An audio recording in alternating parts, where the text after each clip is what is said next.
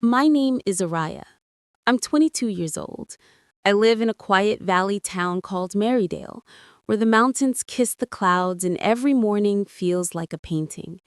But behind the beauty of this place hides my darkest memory, a memory that still makes my chest heavy whenever I breathe. People say life teaches you lessons in ways you never expect, and mine came wrapped in the disguise of love, a love that nearly destroyed me. I wasn't a girl who had everything. My family was simple. My father worked in a small workshop, and my mother sewed dresses for neighbors to help with money. I always dreamed of leaving Marydale one day, chasing something bigger, something brighter. And then, out of nowhere, a boy entered my life like a storm I didn't see coming. His name was Darren. He was tall, his eyes a deep hazel, and his smile could melt the strongest of walls. Everyone said he was trouble, but my heart refused to believe it. To me, he was a miracle. He spoke to me like I mattered. He listened to my dreams, and he painted a picture of a future where it was just him and me against the world. For the first time, I felt seen. I felt chosen. At first, it was magical. He would walk me home every evening, whispering promises of love and forever. He said he wanted to marry me one day, to take me away from Marydale, to build a life where I would never have to worry about money or pain again. I believed him with everything inside me. My heart was a fragile glass, and I handed it to him without a second thought. Darren became my everything, my best friend, my protector, my dream. I didn't know back then that he was also building something else, something darker, something I couldn't even imagine.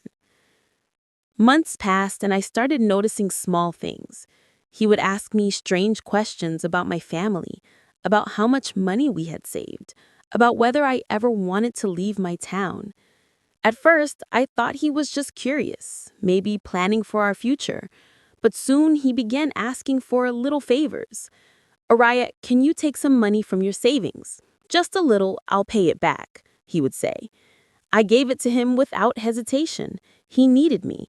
And wasn't that what love was about? Giving without asking? But it didn't stop there.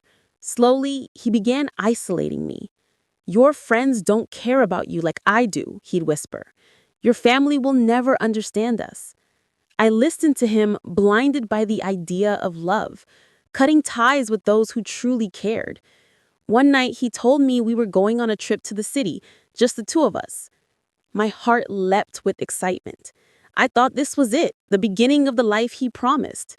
I packed my small bag, kissed my mother goodbye, and left without telling her where I was going. We rode in silence for hours, his hand holding mine, though his eyes didn't meet mine the way they used to. I thought he was nervous, maybe even planning a surprise. But when we reached the city, everything changed. Instead of a cozy room or a romantic getaway, he took me to a tall building with dark windows and whispered, "Wait here, someone will come for you." I was confused, but I trusted him. I held on to his promises. Then a man in a black coat arrived, his eyes scanning me like I was not a person, but an object. I looked at Darren, my heart pounding, but he avoided my gaze. My chest grew heavy as the man handed him an envelope filled with money. In that instant, my world shattered. It hit me like a wave. I wasn't there for love. I wasn't there for a future. Darren had sold me. He had traded my life, my body, my trust for paper bills stuffed in an envelope. My knees went weak, my throat closed, and I wanted to scream, but no sound came out. "You'll be fine," Darren muttered coldly, pushing me toward the stranger. The boy who once held my face tenderly now couldn't even look me in the eye. The man's grip was harsh as he pulled me inside, and I cried, begged, pleaded, but my voice was drowned by the city noise outside. I was trapped. I realized then that the love I thought I had was nothing but a cruel trap designed to break me.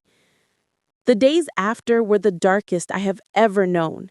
Locked away, my freedom gone, my heart broken beyond repair. I cried every night, wondering how someone I trusted my soul with could hand me over like I was nothing more than a price tag. I remembered the way he once swore he would protect me, the way he kissed my forehead, the way he promised me forever. And each memory cut deeper, like a knife twisting in my chest. But inside that darkness, a fire began to grow. I realized crying wouldn't save me, begging wouldn't save me.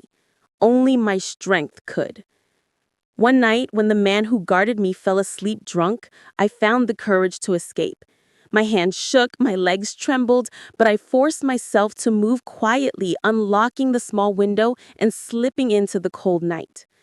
I ran barefoot through the empty streets, the city lights blurring with my tears, until I finally found myself at a police station. My voice cracked as I told them everything, every detail, every betrayal.